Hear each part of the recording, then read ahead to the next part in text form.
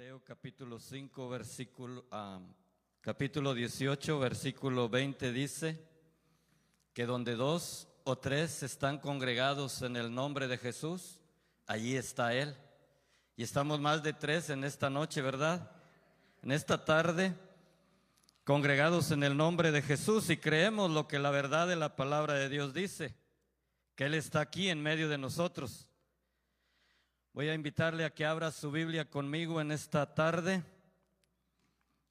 en el capítulo 12 de la carta del apóstol Pablo a los Romanos, versículo 1 y versículo 2. En esta tarde, para así comenzar con esta predicación que vamos a aprovechar el tiempo en esta tarde para hablar lo que Dios dice a través del apóstol Pablo. El encabezado de mi Biblia dice: deberes cristianos. ¿Cuántos cristianos hay aquí en esta tarde? Si usted tiene Romanos capítulo 12, verso 1 y 2, dele lectura conmigo unánimes, ya que solamente son 2 versículos. La palabra de Dios dice: en el nombre de nuestro Señor Jesucristo. Dice Pablo: así que, hermanos, os ruego por las misericordias de Dios que presentéis vuestros cuerpos en sacrificio vivo, santo, agradable a Dios, que es vuestro culto racional. No os conforméis a este siglo, sino transformaos por medio de la renovación de vuestro entendimiento, para que comprobéis cuál sea la buena voluntad de Dios, agradable y perfecta. Incline su rostro conmigo, oramos a Dios y así continuamos con la orden del servicio. Amoroso Señor Dios y buen Padre Celestial, en esta hora nos acercamos confiadamente al trono de tu gracia. En el nombre de nuestro Señor Jesucristo elevamos oración desde este lugar, abriendo nuestros labios y desde el fondo de nuestro corazón agradeciéndote la oportunidad que nos das de entrar por las puertas de este templo una vez más por nuestro propio pie y venir a los atrios tuyos con alegría a celebrarte culto, a rendirte adoración en esta tarde como tú lo has establecido desde el principio de la creación. Te damos gracias, Señor, porque tenemos la libertad espiritual y literal de hacerlo hasta este momento por los méritos de Cristo. En esta hora pedimos que abras los cielos y que la presencia tuya a través de tu Espíritu llegue a nuestras vidas y que tu Espíritu le dé luz a nuestro espíritu para poder entender lo que la verdad de tu palabra dice. No es lo que yo digo, no es lo que yo hablo, no es lo que yo explico, no es lo que yo enseño, es la verdad de tu palabra que es viva y que es poderosa y que tiene un propósito en este mundo en el cual nosotros estamos establecidos. Te agradecemos porque nos has hecho parte de tu familia. En esta tarde ayúdanos a aprovechar el tiempo de modo que no salgamos como entramos, sino que salgamos, Señor, con nuestra copa espiritualmente rebosando, y las cargas que podamos traer queden en este lugar y seamos libres a través de la presencia de tu Espíritu. En el nombre de Jesús te damos gracias en esta hora por la libertad que nos das de rendirte culto, rendirte adoración, congregacionalmente hablando. Gracias, Señor. Ocupe su lugar, hermano, en esta tarde. Le doy gracias a Dios primeramente por la oportunidad que me da de estar aquí. No crea que quiero robarme las cámaras. El hermano pastor me pedía que le apoyara en esta tarde. Y allí donde se encuentran ellos que andan disfrutando el tiempo, como bien lo establece la palabra de Dios, en el capítulo 3 del libro de Eclesiastés, Dios establece un orden y dice que todo lo que el ser humano quiere debajo del cielo en el cual nosotros estamos colocados aquí en la tierra, y el cielo inmediato que tenemos, todo lo que nosotros queramos hacer tiene su tiempo y tiene su hora. Hay tiempo de nacer, hay tiempo de morir, hay tiempo de sembrar, hay tiempo de cosechar, hay tiempo de trabajar, hay tiempo de descansar. Los hermanos están en ese tiempo, en el tiempo de disfrutar, de descansar. Y Dios los bendiga ahí donde ellos se encuentran.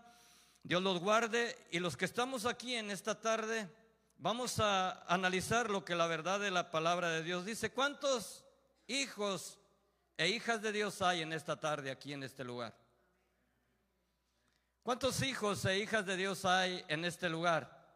¿Usted cree en Jesús? ¿Está aquí en este lugar y usted cree en Jesús? Usted es un hijo de Dios. Usted es una hija de Dios. La Biblia es la verdad de la palabra de Dios, y la Biblia es veraz. La Biblia es inequívoca. La palabra de Dios es fidedigna. La palabra de Dios es inerrante. La palabra de Dios es vida. Capítulo 1 del Evangelio de Juan, verso 9 al verso 12. Aquella luz verdadera, dice Juan, refiriéndose a Jesús, que alumbra a todo hombre, venía a este mundo. En el mundo estaba, y el mundo por él fue hecho, pero el mundo no le conoció. El verso 11 dice: a lo suyo vino, refiriéndose a la encomienda personal que Jesús traía, y los suyos no le recibieron. Mas a todos los que le recibieron, a los que creen en su nombre, les dio potestad de ser hechos hijos de Dios. La palabra potestad ahí en el griego significa privilegio, significa derecho, significa autoridad delegada. Por eso cuando Juan dice: mas a todos los que le recibieron, a los que creen en su nombre, les dio el derecho, les dio el privilegio, les dio la autoridad delegada de parte de Dios de ser hechos hijos de Dios. Todos somos creación de Dios, pero no todos hijos de Dios. Eso es lo que mucha gente no entiende. Capítulo 2 del libro de Efesios, verso 18 y verso 19. Si la computadora me acompaña en esta tarde, para que usted vea lo que la palabra de Dios dice en lo referente a cómo somos hechos hijos de Dios. Capítulo 2 de la carta a los Efesios, el apóstol Pablo hablando, verso 18 y verso 19. Ese capítulo, desde el verso 1 en adelante, habla de la gracia de Dios hacia el ser humano extendida y del sacrificio de Jesús en la cruz, que por medio de ese sacrificio nos hace hijos de Dios y parte de la familia de Dios. Porque por medio de Jesús, los judíos y los gentiles tenemos entrada por un mismo espíritu al Padre de nuestro Señor Jesucristo. Verso siguiente: así que ya no sois extranjeros ni advenedizos, sino conciudadanos de los santos y miembros de la familia de Dios. La palabra conciudadano ahí, en ese versículo, en el griego, significa una persona que posee la misma nacionalidad que otra. Para poder nosotros ser parte de la familia de Dios y ser llamados conciudadanos, necesitamos la salvación por medio de nuestro Señor Jesucristo. Necesitamos confesar salvación. Por eso todos somos creación de Dios, pero no todos hijos de Dios. Entendiendo ese principio que la Biblia describe, que ahora somos hijos de Dios por medio de Jesucristo y que hemos nacido de nuevo, ahora sí quiero que le dé el tema a los dos versículos que leímos al principio. El tema que yo le he puesto a estos versículos y de lo que vamos a hablar en esta noche, el tema es las responsabilidades del Hijo de Dios. Las responsabilidades mías y las responsabilidades suyas y las responsabilidades que tenemos delante de Dios a través de lo que el apóstol Pablo habla en estos dos versículos.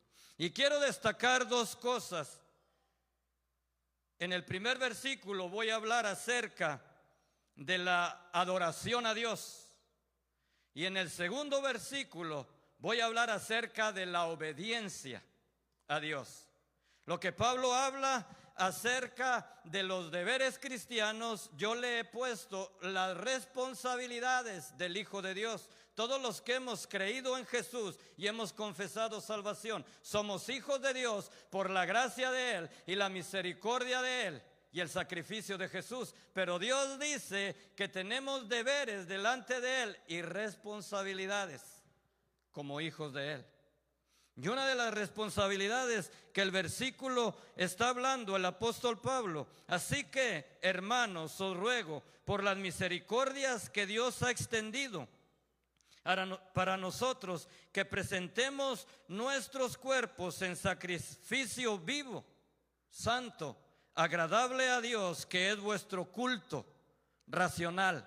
Así como venimos al culto congregacional en esta tarde y estamos aquí adorando a Dios y bendiciendo a Dios y alabando a Dios, así el apóstol Pablo describe que nuestra vida diaria a Dios debe de ser una adoración a Dios, más allá del servicio congregacional en el cual nosotros nos reunimos el domingo, el lunes y el miércoles.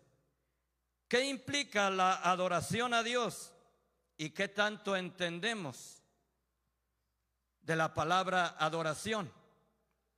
¿Qué implica la adoración a Dios y qué tanto entendemos de la palabra adoración? La adoración a Dios es una vida de sacrificio. Es el llamado de Dios a vivir una vida de sacrificio. Y no es para ganar el favor de Dios o pagar alguna culpa. Es una respuesta a Dios de nosotros por el sacrificio que Jesús ya realizó una vez y para siempre, que Él realizó el sacrificio perfecto. Se recuerda que en el Antiguo Testamento Dios establece un modelo para acercarse a Él. Él establece un santuario en el pueblo de Israel que era un tabernáculo. En ese tabernáculo había un sacerdote que mediaba entre la divinidad y el ser humano. Cuando el ser humano pecaba delante de Dios, Dios establecía que se le tenían que sacrificar animalitos para poder Dios perdonar los pecados de ellos, pero era una manera temporal. Lo hemos estudiado a través de las lecciones de escuela dominical. Pero el apóstol Pablo dice en su carta a los Colosenses, capítulo 2, verso 17, que todo eso era sombra de lo que el Señor Jesucristo habría de venir a hacer cuando Él apareciera. Hebreos capítulo 10, versículo 12, dice que Él es el sacrificio perfecto. Jesucristo, pero Cristo habiéndose ofrecido una vez para siempre, una vez para siempre un solo sacrificio por los pecados, se ha sentado a la diestra de Dios. Él es el sacrificio perfecto. Pero nosotros en este mundo y en esta vida debemos de presentar a Dios nuestros cuerpos como un sacrificio a Él, en adoración a Él. ¿Cómo es como vivimos nosotros nuestra vida? ¿Qué es lo que nosotros hacemos con nuestra vida?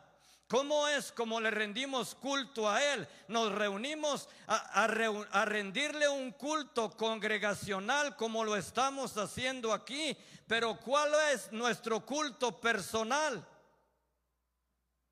Nuestra vida que ofrecemos a Él, ¿cómo la ofrecemos a Él? Entendemos lo que es adoración a Dios. Cuando adoramos a Dios, cuando cantamos ese canto que dice: a tus pies, Señor, al que está sentado en el trono, venimos y alabamos su nombre, bendecimos su nombre, que no es malo. Eso es lo que nosotros entendemos de adorar a Dios. Pero lo que Pablo está diciendo aquí, ¿cómo es como nosotros le rendimos culto a Dios en nuestra vida personal? Y perdóneme porque me como las palabras en esta tarde, pero estoy tratando de a arreglarme mis dientes y traigo un alambre en mis dientes que solo los que lo han traído entienden la situación por la que atravesamos. Pero estoy tratando de ser claro y gráfico en lo que la verdad de la palabra de Dios dice, en lo que es la adoración a Dios. Génesis capítulo 22, versículo 5. Este hombre llamado Abraham había tenido un hijo a la edad de 100 años. Y Dios decide probarlo y le dice: quiero que vayas al monte Moría 3 días de donde tú estás viviendo hasta donde me lo vas a entregar en sacrificio. En 3 días Abraham llega al lugar. Interesante es que cuando él llega al lugar le dice a los que iban con él: entonces dijo Abraham a sus siervos: esperad aquí con el asno, y yo y el muchacho iremos hasta allí y adoraremos a Dios y volveremos a ustedes. Abraham iba obedeciendo a Dios, aunque él no quería hacerlo porque le dolía en su corazón, estoy seguro, porque era su hijo, pero iba en obediencia a Dios. Estaba obedeciendo. Cuando él dice: voy a ir a adorar, voy a ir a rendirme delante de él, a postrarme delante de él, porque eso es lo que significa la palabra adorar o adoración en el hebreo: rendirse totalmente a Dios, reverenciar a la divinidad. Lo que está diciendo Abraham: yo voy a adorar a Dios. No es malo adorar a Dios en la forma en la que lo hacemos congregacionalmente, pero la palabra adorar a Dios va más allá. Significa obedecerle, significa sacrificar la vida de nosotros. Una vida de sacrificio no es para ganar el favor de Dios, es para rendirnos y obedecerle a Él en lo que Él demanda de cada uno de nosotros. Se recuerda cuando Jesús está hablando con la mujer samaritana en el capítulo 4, verso 23 y verso 24 del Evangelio de Juan. La mujer samaritana le dice: nuestros padres adoraron en este monte y ustedes dicen que en Jerusalén, que son judíos, es donde se debe de adorar al Padre. Mas Jesús le dice: mujer, créeme que la hora viene y la hora es cuando ni en este monte ni en Jerusalén se adorará al Padre. Ustedes adoran lo que no saben. Nosotros adoramos lo que sabemos, porque Dios el Padre tales adoradores busca. Juan capítulo 4, por favor, verso 22 y verso 23. Le quiero corroborar con lo que la verdad de la palabra de Dios dice. ¿Qué es la adoración a Dios? ¿Qué es lo que significa adorar a Dios? Vosotros adoran lo que no saben. Nosotros adoramos lo que sabemos, porque la salvación viene de los judíos. Mas la hora viene y ahora es cuando los verdaderos adoradores adorarán al Padre en espíritu y en verdad. Porque también el Padre tales adoradores busca que le adoren. Es bueno venir a adorar a Dios en el culto congregacional, sentir la presencia del Espíritu de Dios, pero mejor es que usted y yo rindamos nuestras vidas delante de Dios, aun cuando no nos están mirando en la congregación. Adorar a Dios con lo que somos, rendirle a Él nuestras vidas, nuestras acciones, nuestros pensamientos, nuestra habla. ¿Qué es lo que hablamos?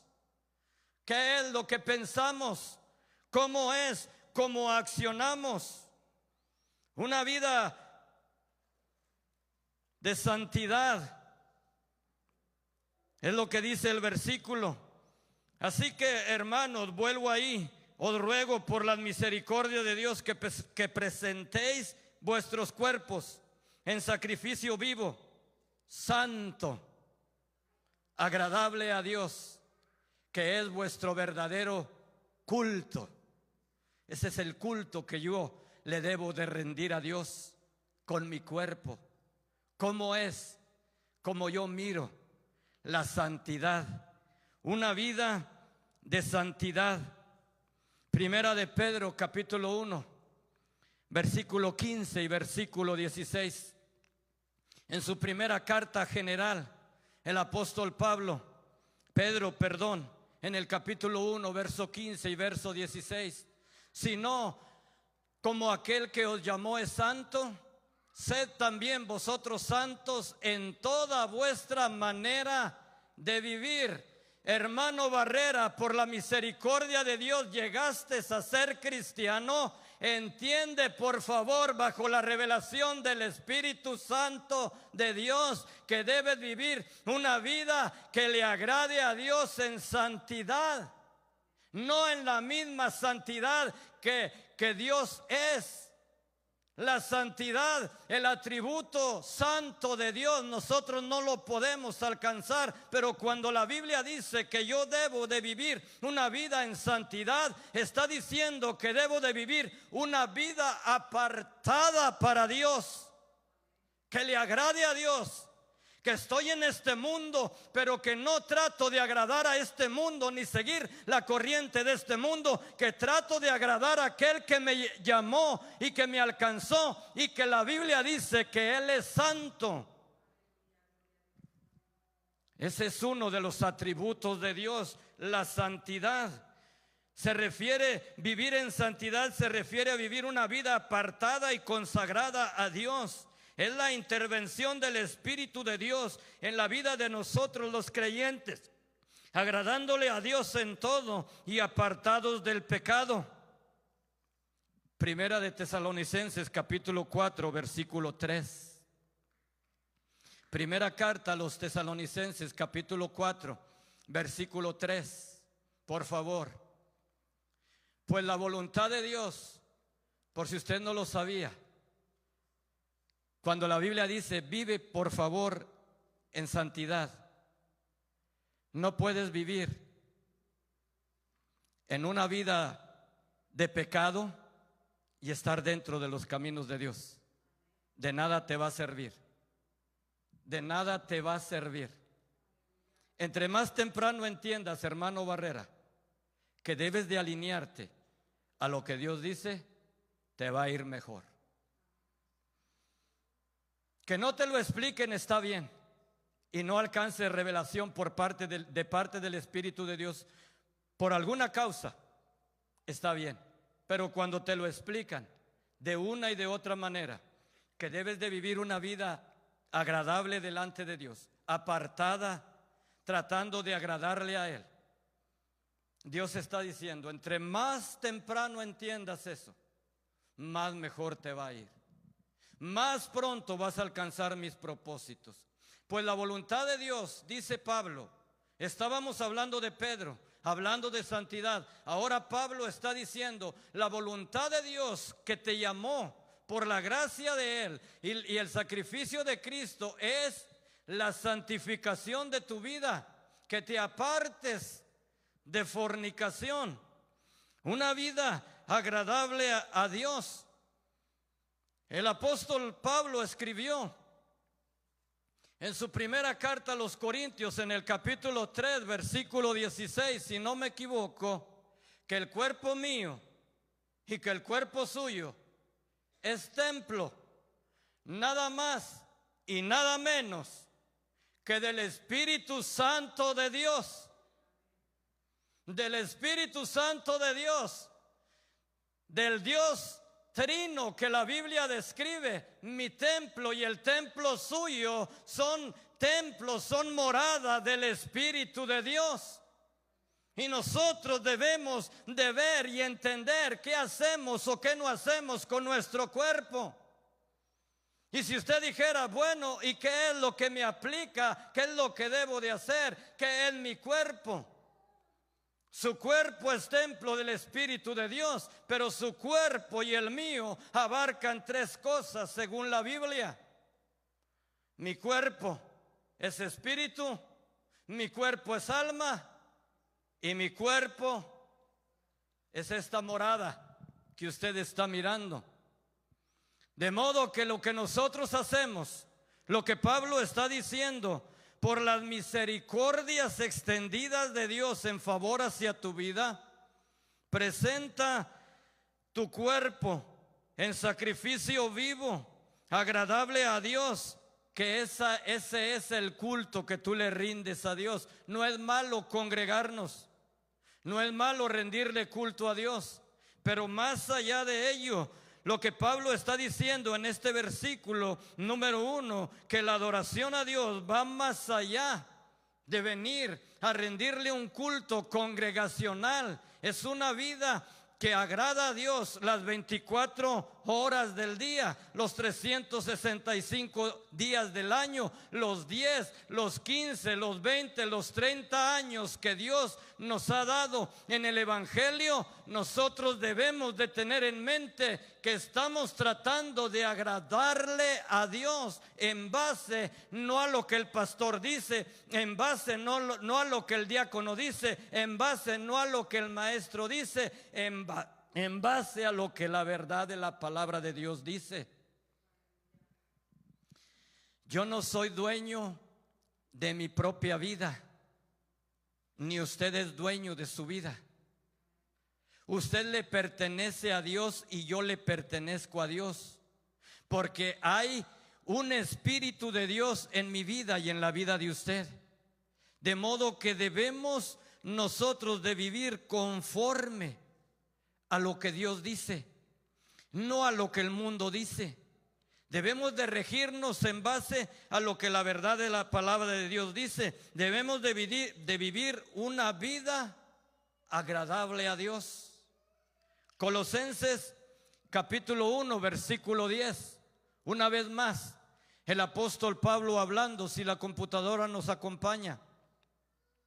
Para que andéis como es digno del Señor, dice el apóstol Pablo, agradándole en todo, llevando fruto en toda buena obra y creciendo en el conocimiento de ¿quién?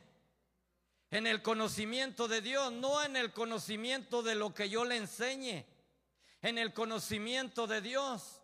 Pero ¿cómo se alcanza el conocimiento de Dios? ¿Qué es lo que Dios ha dejado para que nosotros alcancemos el conocimiento de quién es Él? ¿Qué es lo que Dios ha dejado aparte de la salvación y aparte del Espíritu de Dios? ¿Qué es lo que Dios ha dejado? La palabra de Dios, su palabra. Pero ¿cómo nosotros vemos la palabra de Dios? ¿Usted cree que la palabra de Dios es cualquier palabra? La palabra de Dios no es cualquier palabra, hermano.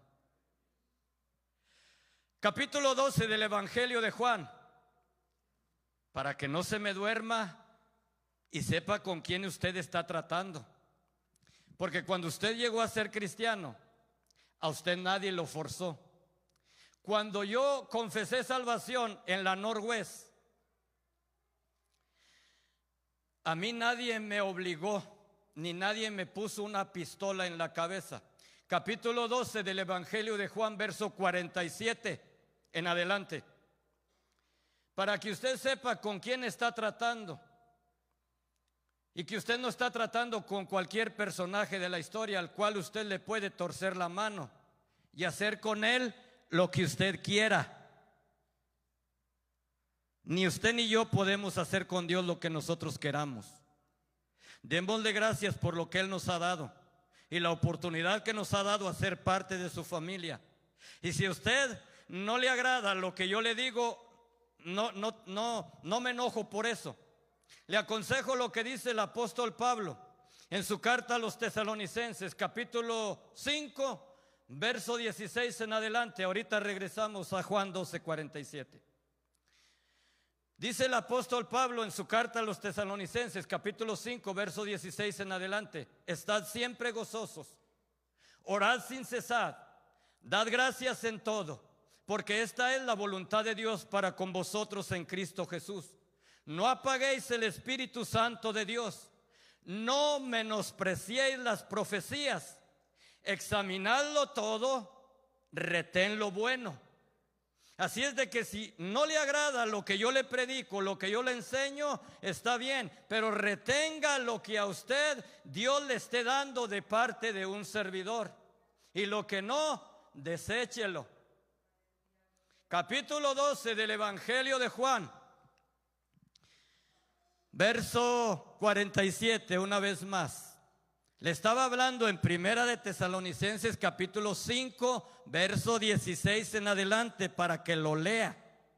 En lo referente a que usted debe de recibir lo que a usted le aproveche y que sea de parte de Dios. 12:47. Al que oye mis palabras, dice Jesús, y no las guarda, al cristiano que no le pone atención a esa palabra y que vive su vida al ahí se va, y que está dentro de los caminos de Dios y que no deja que el Espíritu Santo de Dios lo moldee, y que vive una vida renegada delante de Dios, renegando por todas las causas, echándole la culpa a Dios, cuando no entiende que el problema no es Dios, el problema es él o ella, porque no ponen atención a la palabra de Dios. Y Jesús dice, la palabra que yo les hablo no es cualquier palabra. Yo no le juzgo, porque no he venido a juzgar al mundo, sino a salvar al mundo. El verso siguiente: el que me rechaza y no recibe mis palabras tiene quien le juzgue. La palabra que he hablado a ella le juzgará en el día postrero. Verso siguiente: porque yo no he hablado por mi propia cuenta. El Padre que me envió, otra vez lo vuelve a repetir Jesús, como Pablo lo dice en muchas ocasiones. El Padre que me envió, Él me dio mandamiento de lo que he de hablar y lo que he de decir. De modo que esa Biblia que usted tiene, que es la verdad de la palabra de Dios, no es cualquier palabra, no es cualquier cuento de hadas, no es cualquier magazine. Dentro de los millones y millones de literatura que existen, la Biblia es el único libro que tiene vida, porque es la palabra de Dios. Y ella nos va a juzgar tanto a inconversos como a convertidos. Segunda de Corintios capítulo 5 versículo 10. Una vez más el apóstol Pablo hablando. Porque es necesario que los cristianos comparezcamos ante el tribunal de Cristo, para que cada uno individualmente, los millones y millones de cristianos que somos, comparezcamos ante ese tribunal para recibir lo que cada uno merezcamos delante de Cristo, para dar cuenta de lo que hicimos mientras estábamos vivos, sea bueno o sea malo. De modo que lo que usted dice y lo que usted hace, a Dios no le pasa desapercibido. Aunque usted se esté durmiendo en las bancas de la iglesia y no le ponga atención a lo que Dios le está diciendo y a lo que Dios le otorgó, si usted alcanza a presentarse delante del trono de Jesús para recibir lo que está diciendo Pablo en ese versículo, Jesús le va a sacar en cara lo que usted hizo desde el momento en que usted fue salvo hasta que usted partió de este mundo.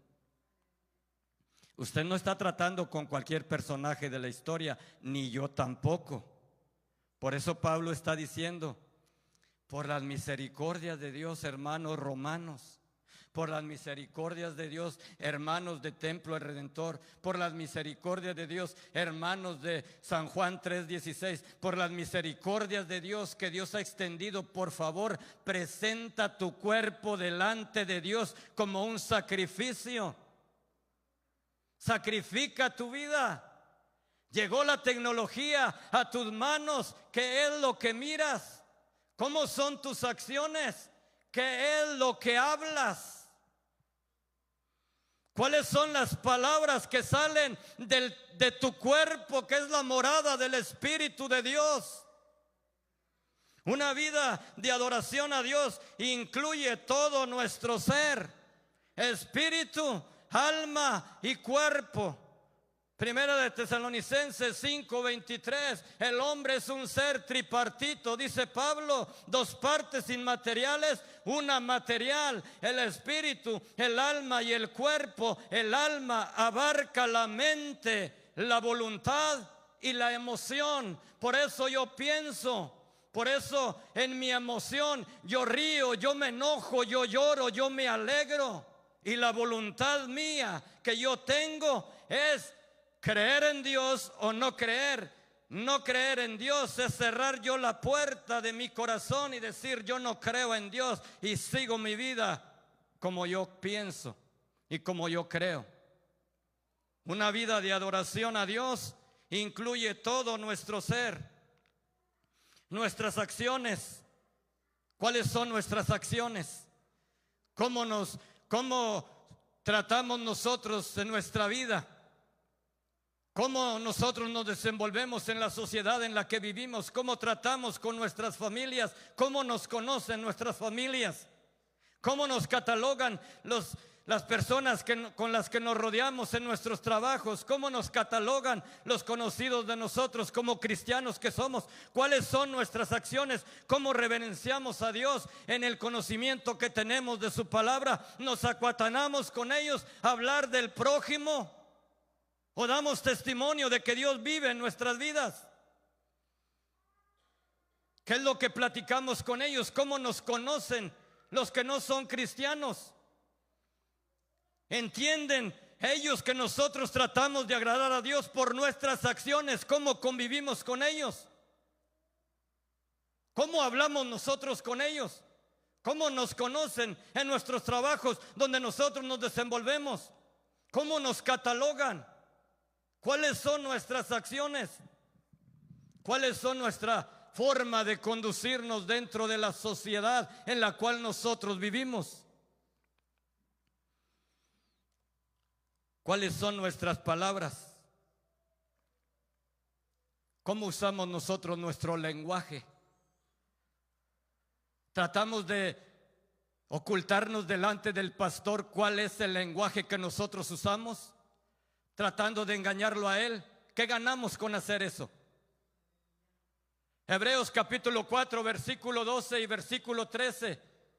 El versículo 12 dice: porque la palabra de Dios es viva y es eficaz y más cortante que toda espada de dos filos, y penetra hasta partir el alma y el espíritu, las coyunturas y los tuétanos, y discierne los pensamientos y las intenciones del corazón. Del hermano Barrera no es cualquier palabra,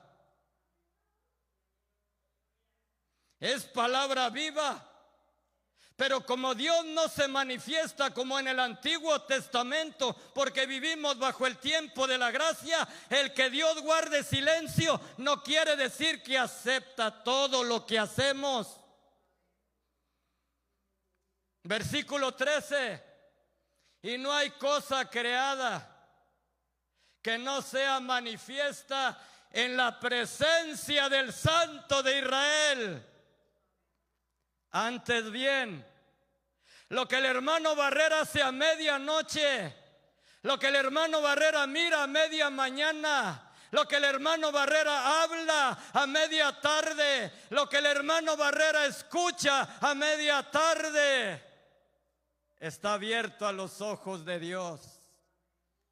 A los ojos de Él está abierto, y a Él, el hermano Barrera que confesó salvación, le va a dar cuentas un día de lo que Dios le dio, porque el hermano Barrera nunca entendió ni quiso entender que con Dios no se juega. Y no estoy aquí para infundirle temor, estoy aquí para que entendamos lo que la verdad de la palabra de Dios dice. El culto a Dios va más allá de venir a congregarnos en esta tarde. Incluye una vida de adoración a Dios personal. Por eso mucha gente mucho cristianismo vive bajo el juicio de Dios y no se ha dado cuenta. Se recuerda cuando el pueblo de Israel va camino a la tierra prometida. Y en el capítulo 22, 23 y 24 del libro de los Números, un rey llamado Balac manda llamar a un brujo llamado Balaam.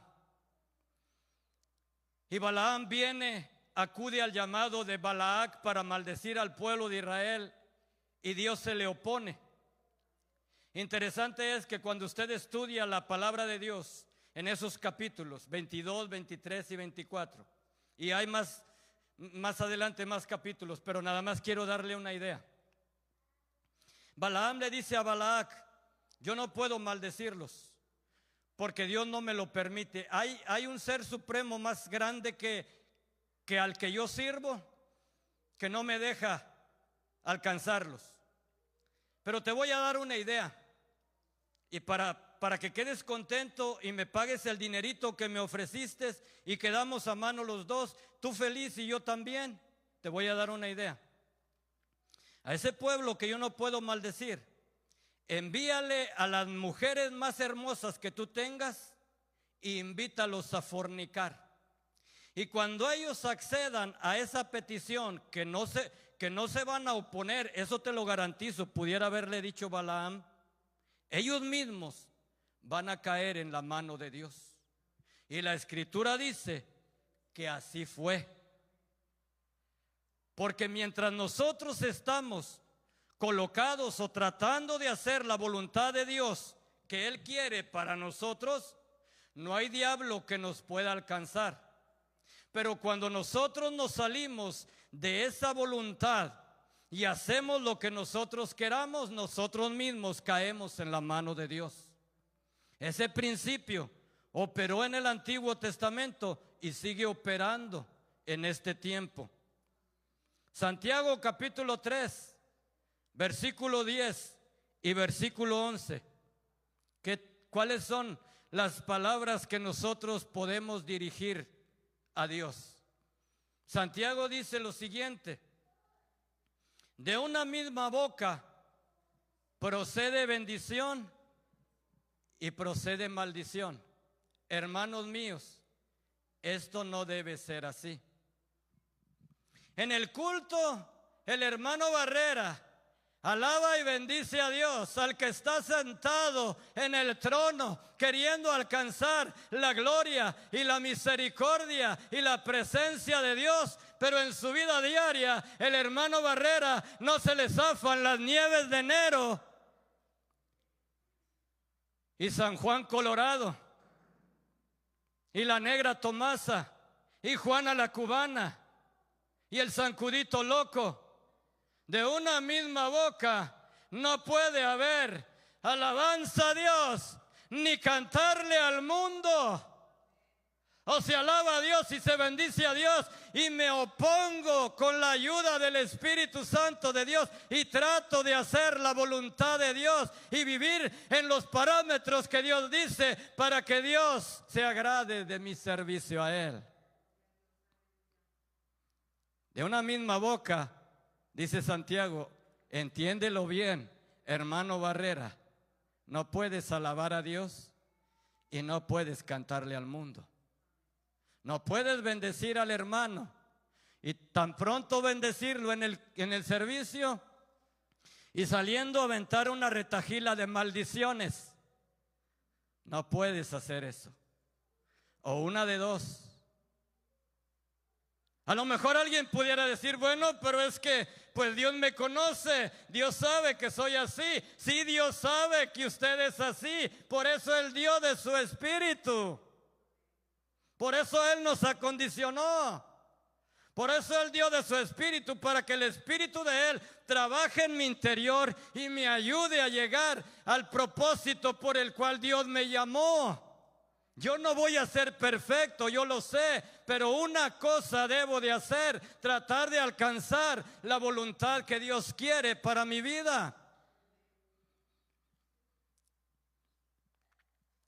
Primera de Pedro, capítulo 3, versículo 10. Porque el que quiera amar la vida y ver días buenos debe de refrenar su lengua del mal, y sus labios de hablar engaño.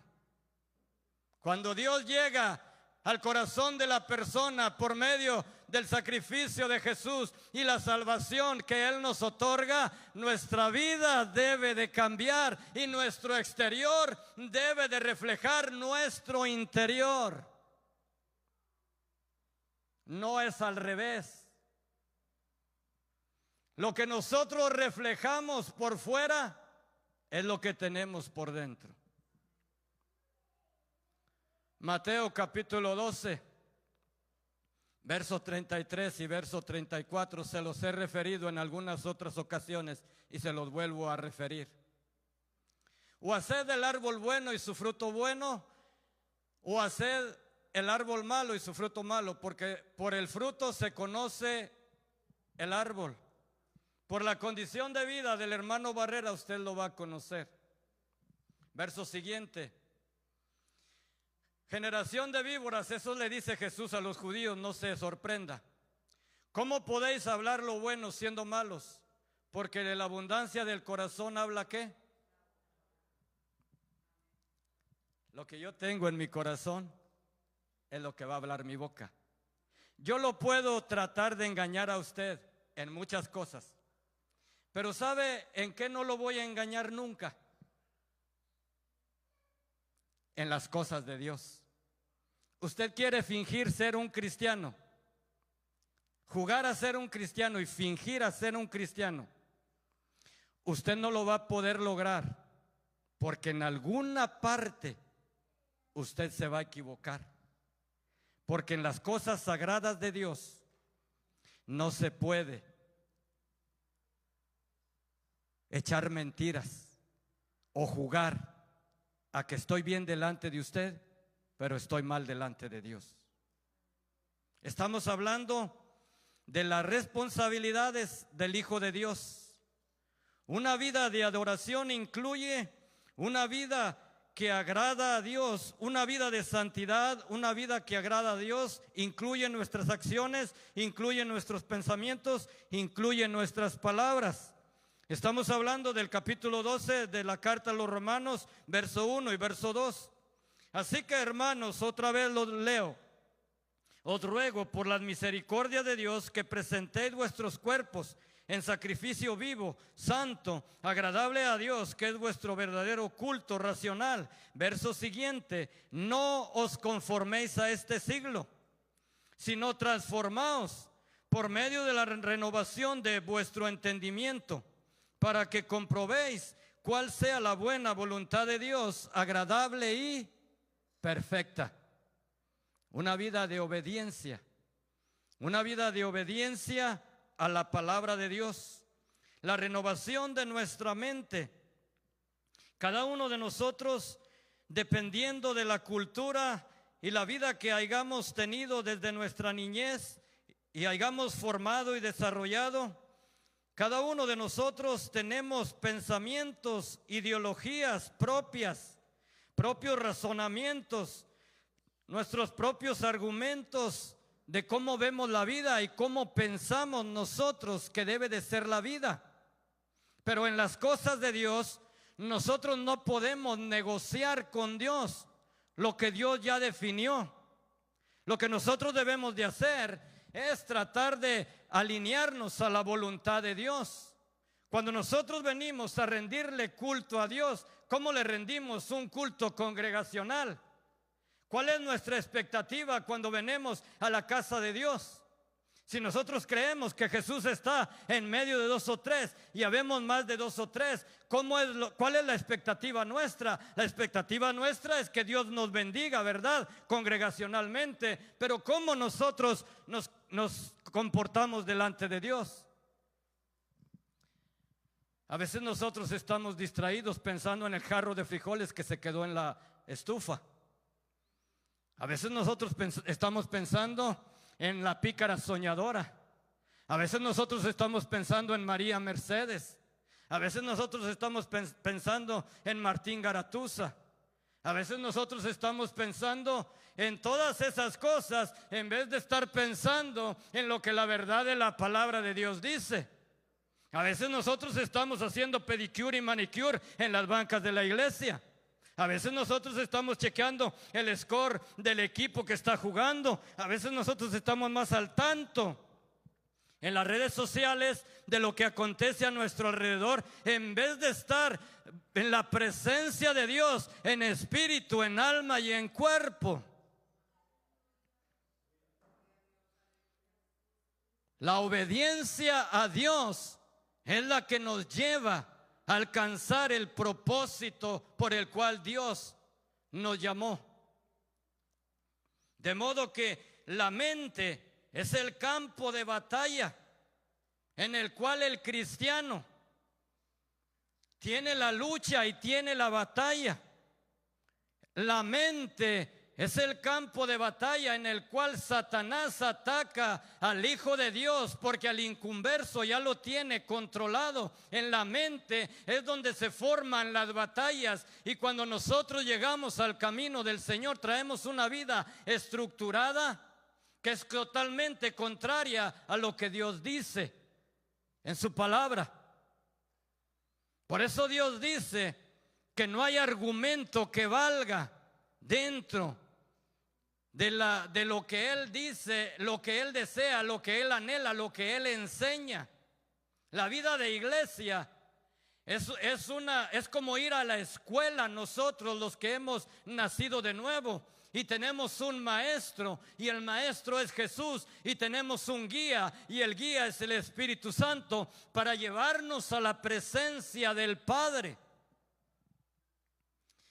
Segunda carta a los Corintios, capítulo 10, versículo 3 al versículo 5, por favor, para que vea lo que el apóstol Pablo dice en lo referente a la mente, en lo referente al pensamiento.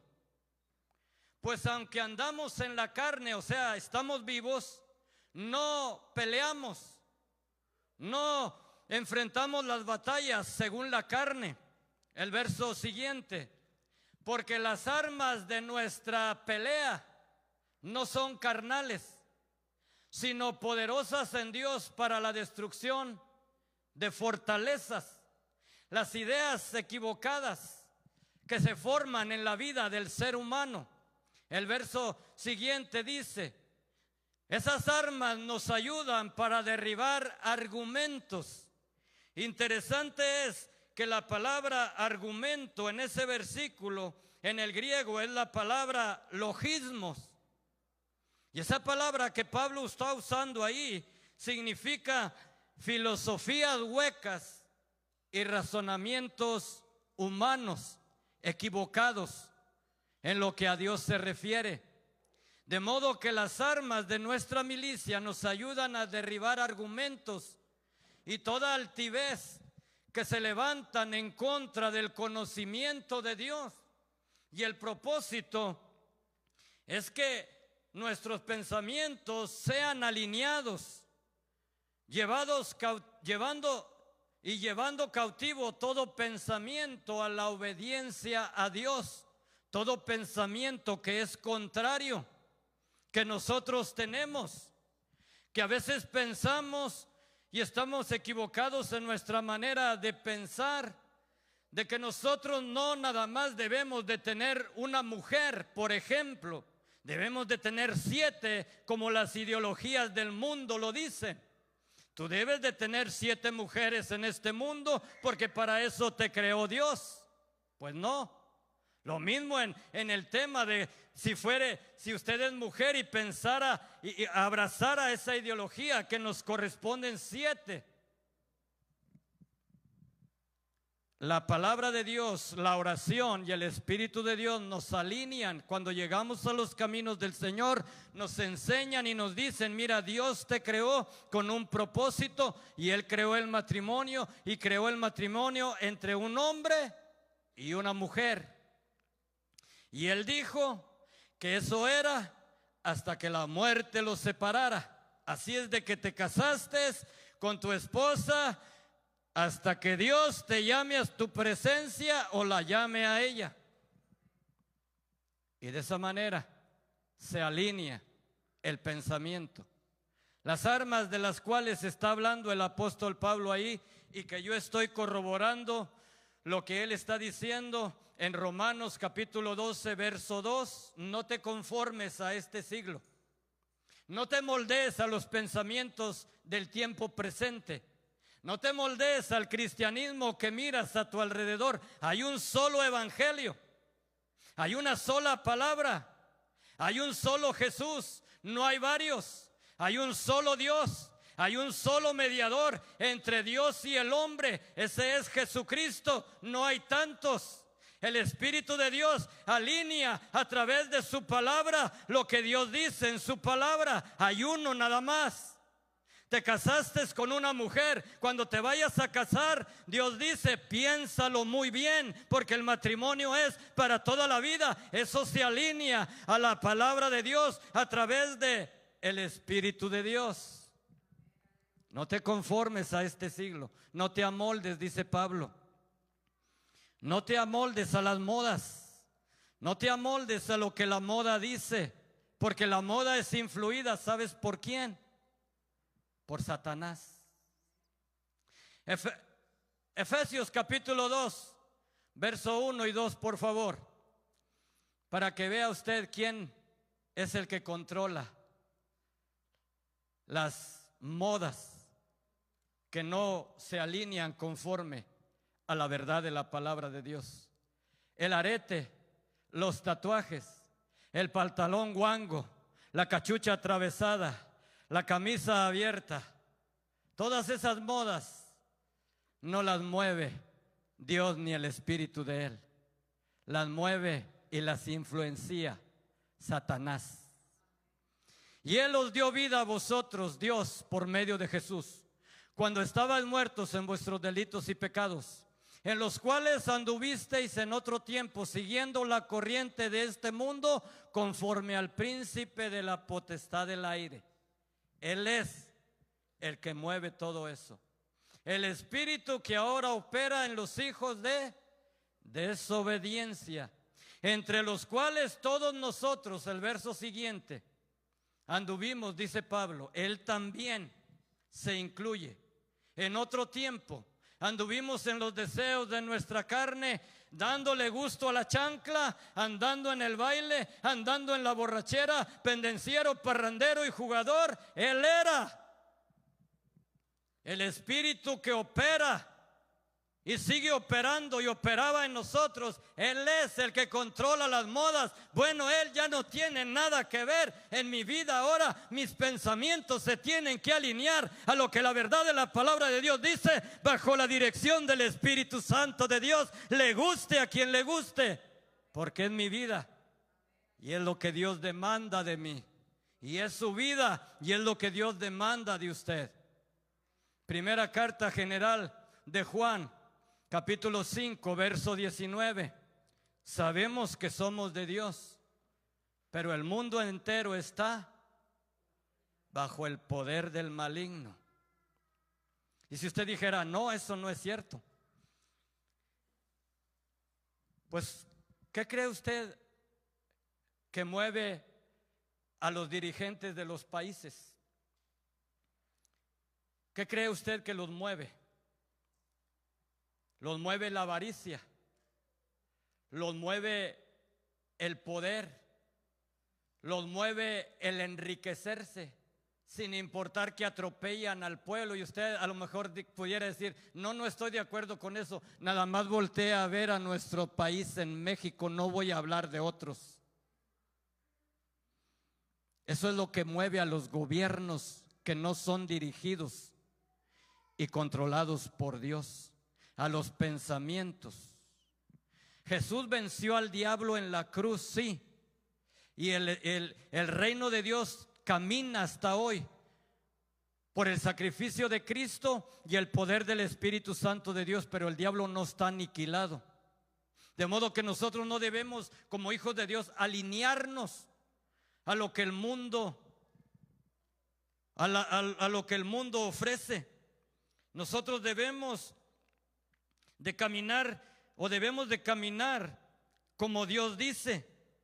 Dios nos ha dado herramientas, Las herramientas que Pablo menciona en su segunda carta a los Corintios, capítulo 10, verso 4 y verso 5, las armas de nuestra milicia, una de ellas es la oración, una de ellas es la lectura de la palabra de Dios, otra de ellas es el ayuno, porque esas armas nos ayudan a derribar fortalezas que vienen y se colocan en nuestra mente, ideologías huecas, vanas, que no se alinean a lo que Dios dice, y Dios establece la oración que nosotros debemos de practicar.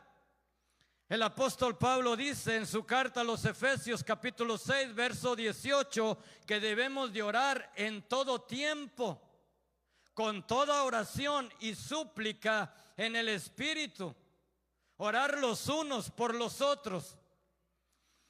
El mejor ejemplo que nosotros tenemos en lo referente a la oración es Jesucristo, porque a través de la oración nosotros alcanzamos el favor de Dios. Se recuerda en el capítulo 22 del Evangelio de Lucas, verso 43, Jesús está orando en el Getsemaní, porque Él sabe que su hora se acerca y van a venir a arrestarlo. Y de hecho así sucedió.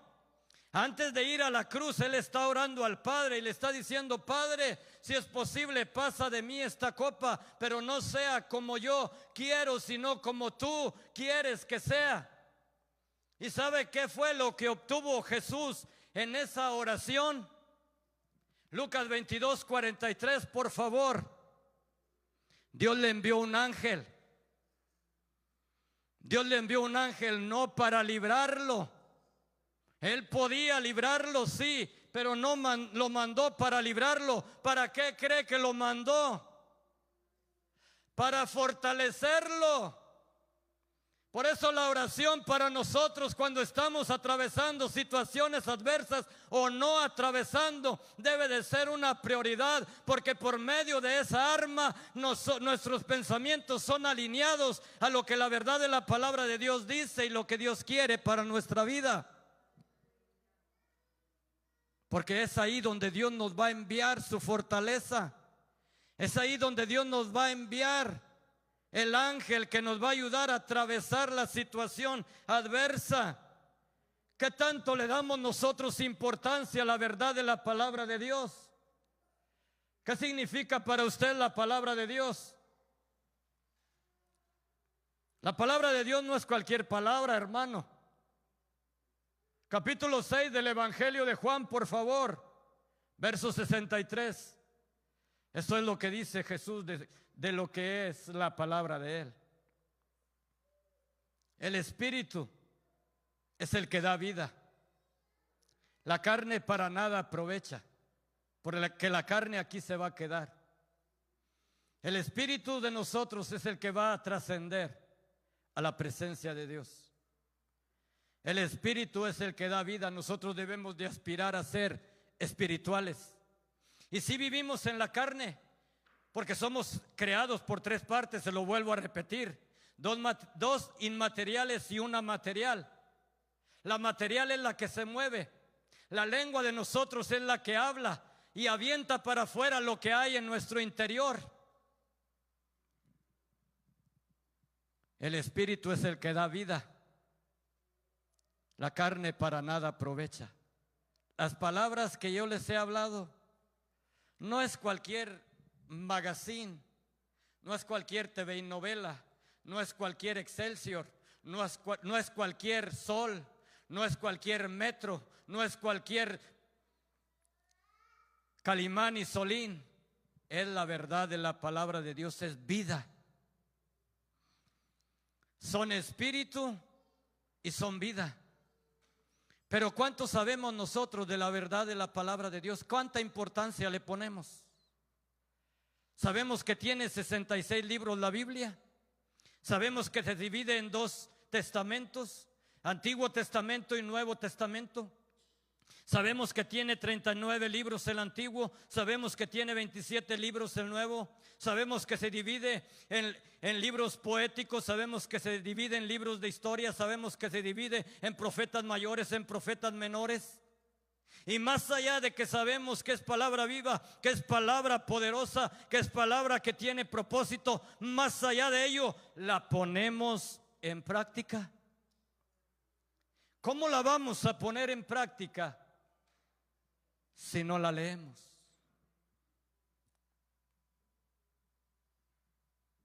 Acuérdese que ella misma nos va a juzgar. Ella misma nos va a recompensar. No es cualquier palabra. ¿Sabe que yo oro al Señor cuando yo voy a predicar? Y usted no sabe en los zapatos que yo me encuentro cuando yo voy a predicar. Y yo le he orado muchas veces al Señor y le he llorado y le digo: Señor, ¿por qué yo voy siempre en esta línea? Porque ese es mi sentir siempre al hablar tu palabra.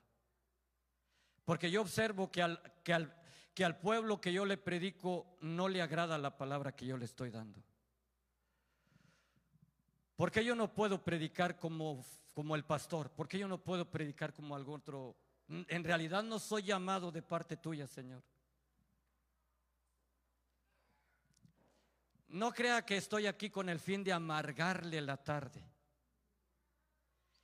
Estoy aquí con la intención de que entienda usted conmigo de que el culto a Dios va más allá de un servicio congregacional. Que en 2 versículos le estoy tratando de explicar que se requiere una adoración a Dios personal, un sacrificio diario con nuestro Dios y con nuestro cuerpo, todo nuestro ser, y la obediencia que Dios demanda de lo que la verdad de su palabra enseña, y que para moldear el pensamiento del cual estoy hablando en esta tarde, necesitamos las armas que Dios nos ha otorgado: la oración, la enseñanza de la verdad de la palabra de Dios que es viva. La salvación en la vida del ser humano ocurre en un instante. Eso es verdad, la Biblia lo evidencia.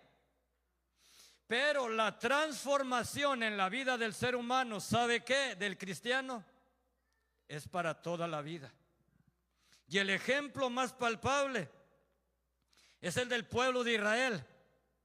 Cuando estaba en cautiverio en Egipto, son librados por Dios, porque atraviesan el Mar Rojo y son librados de la cautividad. Pero 40 años se la avientan en el desierto, donde ellos nunca se dejaron ser transformados por Dios. Capítulo 13 del libro del Éxodo, los últimos 2 versículos, y ya voy a concluir. No se me desespere. Yo no hablo como el pastor, me alargo tanto. Dios lo bendiga a él, porque él sí lo hace. Yo nada más, con el tiempo que estoy trayéndoles, con eso creo que es lo que yo puedo dar. Capítulo 13 del libro del Éxodo, los últimos 2 versículos, para que usted vea que ellos salieron de la cautividad y fueron salvos, pero sus vidas no fueron transformadas, la mayor parte de ellos, excepto Josué y Caleb. Todos los demás quedaron postrados en el proceso a la tierra de Canaán. No fue porque la presencia de Dios no fuera con ellos. Ahí lo está diciendo el escritor. Cuando ellos salieron de Egipto, que fueron salvos de la cautividad, Dios iba delante de ellos en una nube, en una columna de nube para guiarlos por el camino, y de noche en una columna de fuego para alumbrarles, a fin de que anduviesen de día y de noche. Y el verso siguiente dice: nunca se apartó delante del pueblo la columna de nube de día, ni de noche la columna de fuego, hasta que entraron o cruzaron el río Jordán.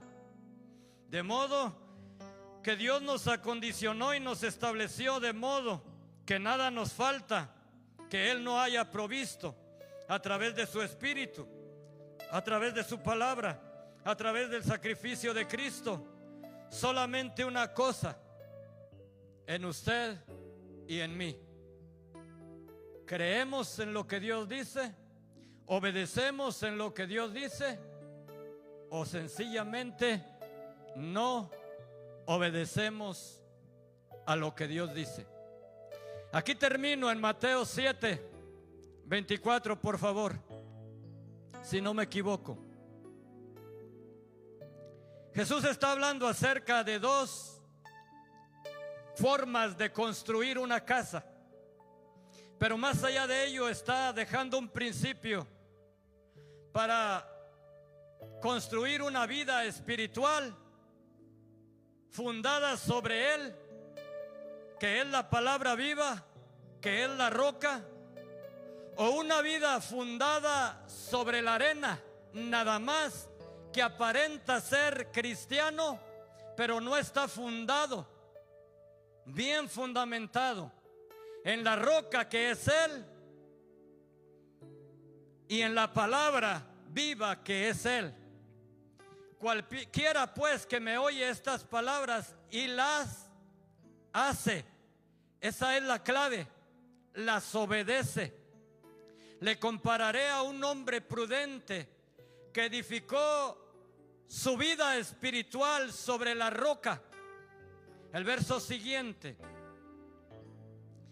descendió lluvia, vinieron ríos, soplaron vientos, problemas, tempestades contra aquella vida cristiana espiritual y la golpearon, pero no cayó porque estaba fundada sobre la roca. Obedece a lo que Dios dice en su palabra. El verso siguiente: pero cualquiera que me oye estas palabras y no las hace, le compararé a un cristiano insensato que edifica su vida sobre la arena y no se va a librar de tempestades. Verso siguiente: va a descender lluvia, va a venir río, va a venir tempestad, va a venir viento y van a dar contra esa edificación y va a caer y va a ser grande su ruina. ¿Por qué? Porque oye la palabra y no la obedece. Y le voy a dejar el ejemplo palpable de Saúl el rey primero y David el segundo rey de Israel. Son dos casas, dos reinos. El primero cayó porque no obedeció la palabra. El segundo, aun cuando tuvo defectos, trascendió. De modo que está en usted y está en mí el obedecer la palabra de Dios. El tema era que estábamos hablando en esta tarde: las responsabilidades del Hijo de Dios, los deberes cristianos que Pablo enmarca en el capítulo 12 del libro de Romanos. En esta tarde yo he explicado las responsabilidades mías y las responsabilidades suyas delante de Dios en adoración y en obediencia a la verdad de la palabra de Dios. Póngase de pie conmigo. Voy a invitarle a que venga en esta tarde al altar. No veo a nadie que no sea de casa que nos visite, pero si alguien estuviera y se me pasara en esta tarde y quisiera aceptar la salvación que Jesús otorga y vivir una vida agradable a Él, tratando de reverenciarle con su vida personal, en esta tarde, si fuere así y quisiera aceptar a Cristo, puede pasar al frente. Y si no, los que estamos aquí, no se vaya enojado conmigo por lo que le he predicado en esta tarde, sino, como bien lo dice el apóstol Pablo, se lo reitero, escribiéndole a los tesalonicenses: retenga lo bueno y deseche lo que sea nada más entretenimiento para usted y que no sea benéfico. Venga al altar conmigo, vamos a adorar a nuestro Dios. estamos en un acuerdo para adorar y bendecir el nombre de nuestro Dios y para que Él nos ayude a alcanzar los propósitos por el cual Él nos ha llamado. Padre, amado de la gloria, aquí estamos una vez más, adorando y bendiciendo tu nombre congregacionalmente. Estamos aquí en esta tarde, bendiciendo tu nombre, alabando tu nombre.